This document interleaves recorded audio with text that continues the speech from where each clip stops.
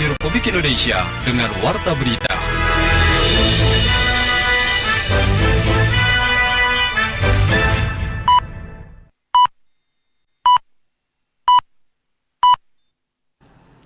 Tanda waktu tepat pukul 7 waktu Indonesia Barat.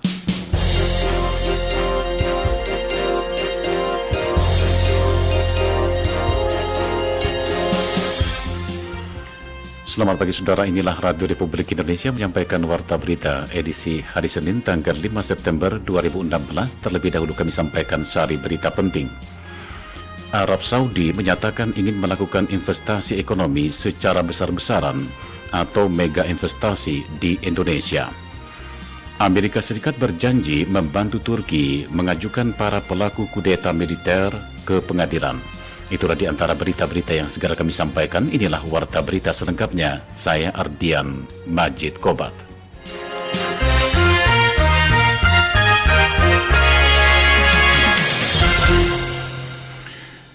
Berita pertama pagi ini, pengambilan api PON ke-19 Jawa Barat dari Desa Majakerta, Indramayu, Jawa Barat. Laporan selengkapnya disampaikan reporter Yusuf Husain. Yusuf? Iya, baik saudara pendengar, saat ini kami berada di Majakerta, Balongan, Indramayu, di mana Bupati Indramayu, Haja Anas Sofana, pagi ini telah menyerah atau mengambil api PON, api alam PON 19 Jawa Barat di Majakerta, Kecamatan Balongan, Indramayu. Api alam PON ke-19 yang akan diambil dari Majakerta, Balongan, dibawa lari oleh 4 regu kelompok dari TNI AD dan siswa sekolah. Sementara jarak api alam Majakerta menuju Pendopo, Kabupaten Indramayu sekitar 12 km, sehingga api PON atau api alam PON 19 ini akan dilarikan secara estafet oleh 4 regu yang sudah dipersiapkan.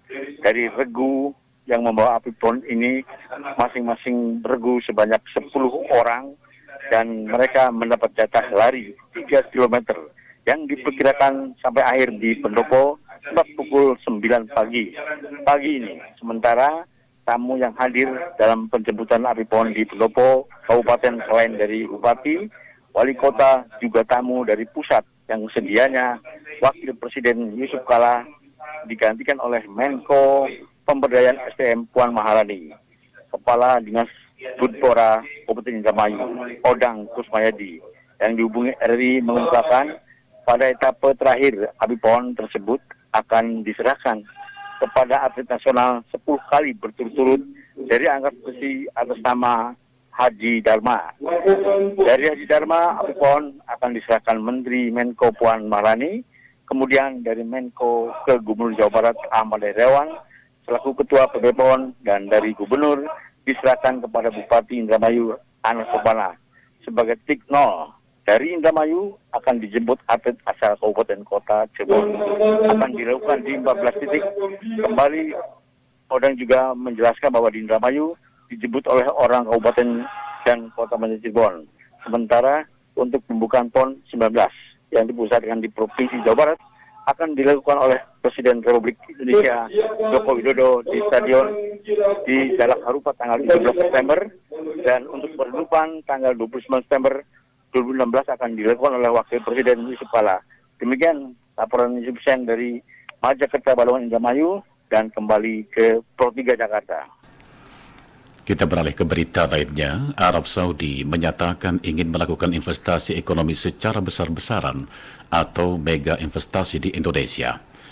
Keinginan tersebut disampaikan oleh Wakil Putra Mahkota Arab Saudi, Pangeran Muhammad bin Salman bin Abdul Aziz Al Saud, saat bertemu dengan Presiden Joko Widodo di Hangzhou, Tiongkok. Menurut Menteri Luar Negeri Retno LP Marsudi, ada 2 topik yang dibicarakan, yakni kerjasama dalam bidang ekonomi dan masalah haji. Mega investasi tersebut diantaranya di bidang penghilangan minyak dan pembangunan rumah murah. Pemerintah berjanji akan menata regulasi impor sapi sebagai kebijakan jangka panjang untuk mengurangi ketergantungan terhadap impor sapi dan impor daging sapi. Saat ini pemerintah mengklaim stok sapi untuk kebutuhan Idul Adha cukup, Tapi di sisi lain, pemerintah juga melakukan impor daging sapi beku dengan alasan mengantisipasi kebutuhan daging sapi menjelang perayaan Hari Raya Kurban.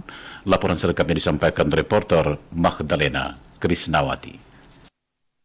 Gejolak harga daging sapi yang terjadi sejak bulan Ramadan kemarin hingga Hari Raya Idul Fitri belum mereda sampai menjelang perayaan Hari Raya Kurban atau Idul Adha yang tinggal sepekan lagi. Impor daging sapi beku oleh pemerintah belum mampu menurunkan harga daging sapi segar di pasaran. Situasi itu pun menimbulkan tanda tanya soal ketersediaan sapi untuk kebutuhan Hari Raya Kurban tahun ini. Pemerintah dalam hal ini Kementerian Pertanian dan Kementerian Perdagangan sebagai kementerian yang bertanggung jawab atas ketersediaan pasokan dan harganya serempak mengatakan bahwa stok sapi untuk Idul Adha tahun ini mencukupi. Dalam sebuah kesempatan di Jakarta, Menteri Perdagangan Enggar Tias Tolukita menegaskan tidak ada yang perlu dikhawatirkan dengan ketersediaan sapi untuk kurban, karena hal itu berbeda dengan kebijakan impor daging sapi beku yang dilakukan pemerintah saat ini. Jangan khawatir mengenai sapi untuk Idul Adha ini sudah tersedia dan ini semua kita siapkan baik lokal maupun nanti yang dari beberapa daerah-daerah lain kita sudah siapkan. Tidak ada keterkaitan dengan impor. Tidak usah. Enggar Tiasto juga mengatakan pemerintah kedepannya akan menerapkan kebijakan agar para importir sapi bakalan juga harus mengembangkan peternakan sapi di dalam negeri. Dengan kebijakan ini diharapkan Indonesia tidak bergantung lagi pada impor daging sapi beku, apalagi mengingat kebiasaan masyarakat yang lebih menyukai daging sapi segar daripada daging sapi beku. Syaratnya adalah jadi peternak sapi. Jadi sapi bibitan dan itu dari daging dan susu. Ya, berapa yang you mau bikin range-nya, berapa bikin sapi bibitnya, berapa you mau bikin ternaknya. Sejauh ini tidak ada data yang akurat seberapa banyak sebenarnya kebutuhan sapi di seluruh Indonesia dan berapa stok yang tersedia untuk kebutuhan hewan kurban tahun ini. Kementerian Pertanian mengklaim setiap tahunnya ada sebanyak 2,8 juta hingga 3 juta sapi lokal siap potong termasuk sapi yang digunakan untuk hewan kurban. Meski demikian, untuk mengantisipasi meningkatnya permintaan daging sapi di masyarakat selama Hari Raya Idul Adha, Menteri Pertanian Amran Sulaiman menyatakan akan mendatangkan 10.000 ton daging sapi beku impor yang sebagian sudah masuk ke Indonesia. Menurut Amran, untuk mengatasi persoalan harga daging sapi ini, salah satunya adalah memotong rantai pasok yang panjang yang selama ini menyebabkan harga daging sapi mahal. Ini kan persoalan sudah puluhan tahun. Kita mencoba memotong rantai pasok dengan memangkas regulasi-regulasi yang bisa menghambat untuk menekan harga sebagaimana arahan Bapak Presiden. Ke depan insya Allah bisa harganya lebih baik. Persoalan daging sapi mulai dari stok hewan ternak, rantai distribusi hingga harga yang sampai ke konsumen masih menjadi pekerjaan rumah pemerintah yang harus dituntaskan. Sesuai dengan cita-cita untuk mencapai kemandirian pangan, sudah saatnya mencari solusi yang cepat dan tepat untuk memenuhi kebutuhan daging sapi yang cukup tinggi di masyarakat. Solusi yang dibutuhkan adalah solusi untuk jangka panjang, bukan solusi jangka pendek yang cenderung mengandalkan impor. Dinas Pertanian Kabupaten Klaten, Jawa Tengah menyatakan akan mengerahkan tim untuk melakukan pengawasan hewan kurban. Laporan selengkapnya disampaikan reporter Adam Sutanto. Pemerintah Kabupaten Klaten melalui Dinas Pertanian setempat akan memberikan rasa aman terhadap masyarakat yang akan melaksanakan kurban. Salah satunya yang akan dilakukan dengan menerjunkan tim pemantau hewan kurban. Kepala Bidang Peternakan Dinas Pertanian Kabupaten Klaten Sri Muryani kepada RRI menjelaskan tim yang akan dibentuk itu mulai bergerak 2 minggu sebelum hari kurban. Mereka, kata Sri Muryani, akan melakukan pemeriksaan kesehatan hewan kurban baik di pasar-pasar hewan maupun di pengepul. Selain sebelum hari pelaksanaan kurban, pihaknya pada saat pelaksanaan kurban juga melakukan pemeriksaan di masyarakat. Jadi menghadapi Hari Raya Idul Adha yang tentu pada tanggal 12 September ini, Dinas Pertanian dalam hal ini bidang peternakan melakukan persiapan antara lain 2 minggu sebelum hari H itu kita membentuk tim untuk memantau hewan-hewan kurban baik di pasar-pasar hewan maupun pedagang-pedagang pengepul.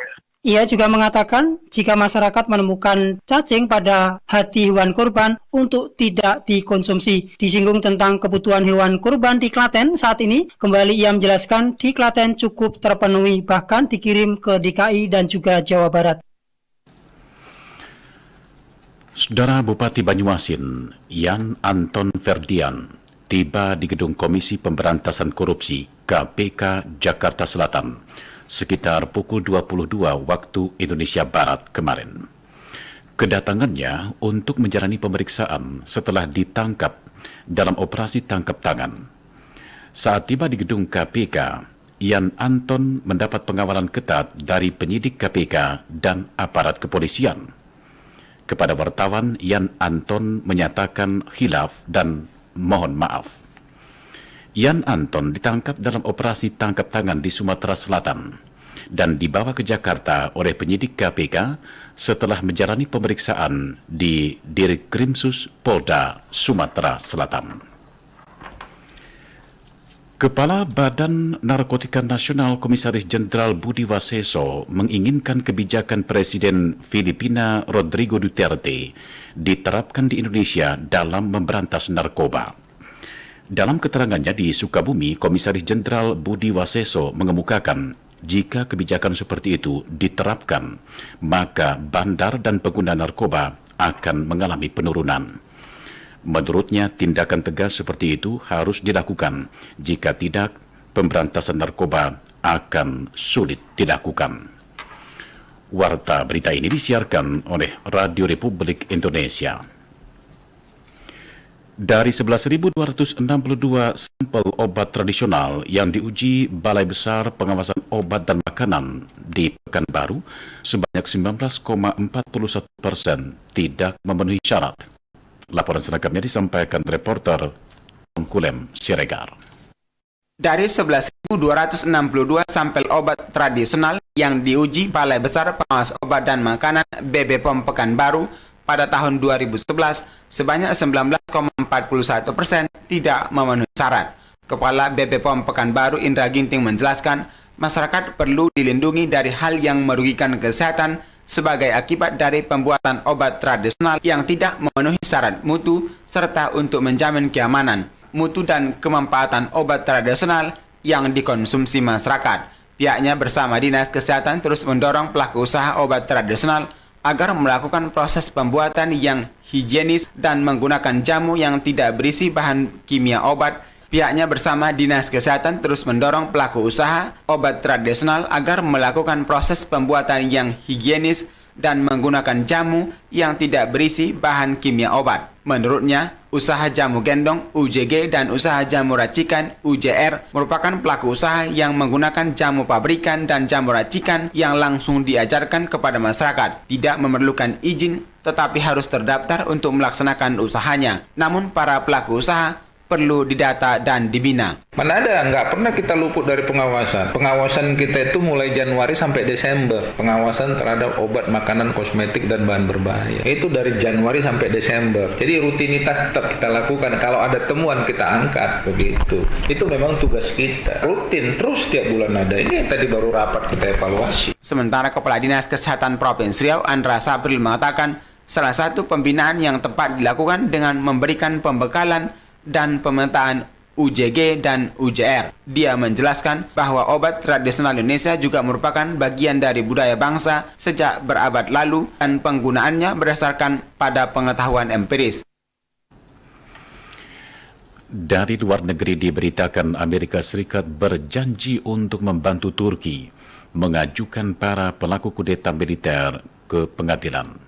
Pernyataan itu dikemukakan Presiden Amerika Serikat Barack Obama ketika melakukan pembicaraan dengan Presiden Turki Recep Tayyip Erdogan di sela-sela konferensi tingkat tinggi G20 di Tiongkok.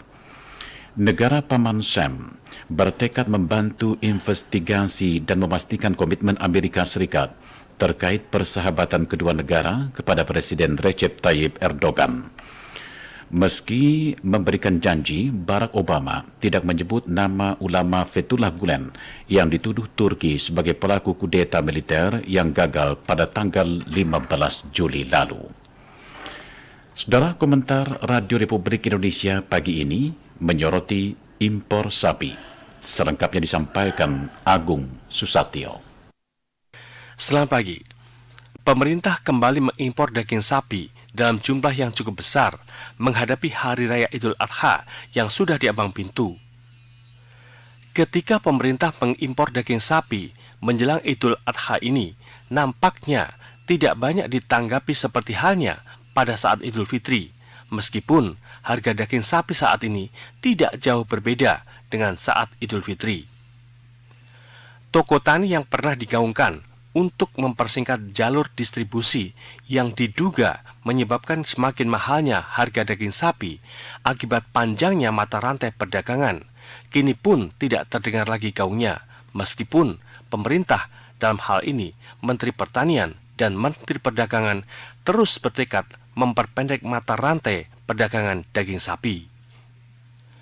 Sorotan terhadap dua kementerian ini tidak akan ada habisnya tatkala dihadapkan pada masalah mahalnya harga daging sapi yang belum sampai pada tahap pemenuhan keinginan Presiden, yakni Rp80.000 per kilogram. Jika kita tengok kembali ke belakang tentang keinginan atau bisa jadi dianggap instruksi Presiden tentang harga daging sapi yang selayaknya untuk Indonesia itu, tentunya ada keyakinan bahwa Presiden dan juga para pembantunya mengetahui di mana permasalahan sesungguhnya dan bagaimana pendalaman yang dilakukan oleh KPPU dalam hal persaingan usaha. Cukup menarik ketika Apindo juga bersuara tentang kemungkinan ketidakakuratan informasi yang didapat pemerintah yang seharusnya ditelusur dari hulu. Hitung-menghitung tentang harga sapi dalam keadaan hidup hingga dipasarkan dalam bentuk daging tidak kurang dilakukan. Jumlah sapi di setiap provinsi dan kantung-kantung peternakan sapi sampai pada sinyalemen kartel pun tidak kurang informasi. Tetapi daging sapi impor tetap harus dilakukan untuk memenuhi kebutuhan. Akankah ini menjadi pekerjaan rumah sepanjang masa bagi Menteri Pertanian dan Menteri Perdagangan? Sampai kapankah solusi yang tepat untuk pemenuhan daging sapi di Indonesia ditemukan? Sudahkah sederetan alternatif solusi mulai dari impor sapi bakalan, sentra penggemukan, regulasi ketentuan impor sapi dan daging sapi menjadi efektif? Masyarakat peternakan sapi yang hanya memiliki 1 atau 2 ekor sapi sejak dahulu menganggap bahwa sapi yang dimiliki ibarat tabungan yang akan dibuka tatkala ada kebutuhan, dan mereka cukup sabar jika menginginkan harga yang tinggi pada saatnya, yakni menjelang hari raya. Bagaimana dengan peraturan-peraturan impor? Sudahkah pemerintah memperketat ketentuan-ketentuan agar pengimpor tidak menjadi penentu jumlah pasokan dan macam daging yang diimpor? Misalnya, memperkecil kandungan lemak dalam kemasan tanpa harus menaikkan harga lagi. Jika mengurangi mata rantai distribusi dengan memberdayakan Bulog kembali, sudahkah dipenuhi kebutuhan cold storage di daerah-daerah pengkonsumsi daging sapi yang besar? Sejumlah pertanyaan nampaknya belum seimbang dengan sejumlah upaya yang dilakukan oleh Kementerian Perdagangan dan Kementerian Pertanian, karena ujung-ujungnya masih saja impor dan harga mahal. Kita berharap Kementerian Pertanian dan Kementerian Perdagangan serta Kementerian Hukum bersatu padu mengatasi permasalahan harga dan impor daging sapi agar tidak selamanya menjadi pekerjaan rumah bagi Menteri Pertanian dan Menteri Perdagangan, siapapun menterinya. Demikian komentar. Sekian warta berita produksi Radio Republik Indonesia.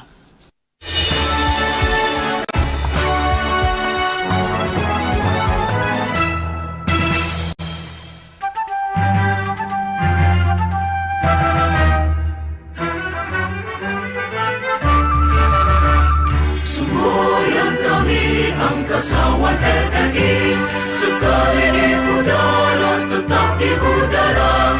Semenjak 45 tak pernah berhenti, patuh dan setia berjiwa Pancasila. Di prasetya ada sekerjanya, Ampera tujuan utama. Penuh pengabdian pada revolusi, demi Tuhan demi Pertiwi.